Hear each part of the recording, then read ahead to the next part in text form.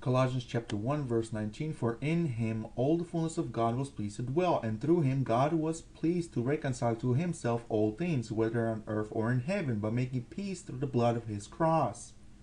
Chapter 2 verse 9 and 10, for in him the whole fullness of deity dwells bodily, and you have come to fullness in him, who is the head of every rule and authority. Now, notice it doesn't say, for he is the whole fullness of God, nor does it say, for he is the whole fullness of deity. Deity there is singular, not plural, people. Now, who is this singular deity or the singular God? You don't start out the book by going to the middle, which would be chapter 2, basically. No, you read the book from the beginning, which will be chapter 1. And chapter 1 identifies the whole fullness of God, or the whole fullness of deity, as the Father. The Father was in him, so of course the whole fullness of deity dwells in Yeshua. Who is that whole fullness of deity, or that whole fullness of God? That is the Father. Notice it does not say, for he is, but rather it says, for in him.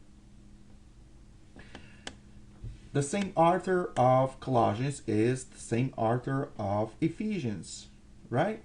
Apostle Paul.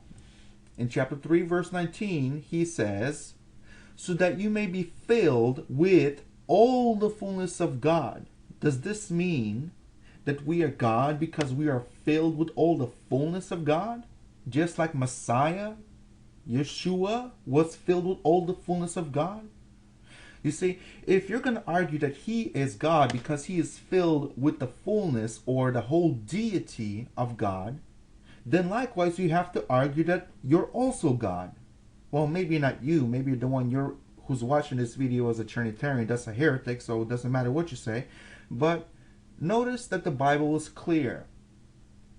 The whole fullness of God dwells in the true believers, which will be me and those like me,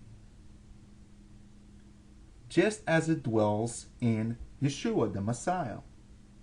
Notice that God is a him, himself.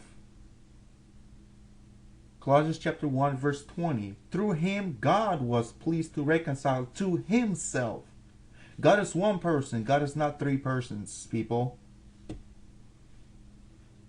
Nothing here about Yeshua being the fullness of God. Rather, in Yeshua, the fullness of God dwells, as it should dwell in the true believers.